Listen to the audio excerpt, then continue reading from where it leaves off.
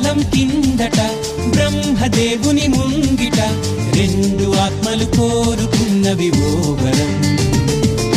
రూపురేఖలు వేరట, ఊపిరొకటే చాలట, ఆ వరాన్నే స్నేహమంటున్నాం మనం. కంటి పాపని కాపు కాసే జంట రెప్పల కాపలాగా నిండు చెలిమికి నువ్వు నేను నీడనివ్వాలి. స్నేహమంటే రూపులేని ఊహ కాదని లోకమంతా నిన్ను నన్ను చూడగానే నమ్మి తీరాలి. కొంతకాలం కిందట బ్రహ్మదేవుని ముంగిట రెండు ఆత్మలు కోరుకున్నవి ఓ వరం.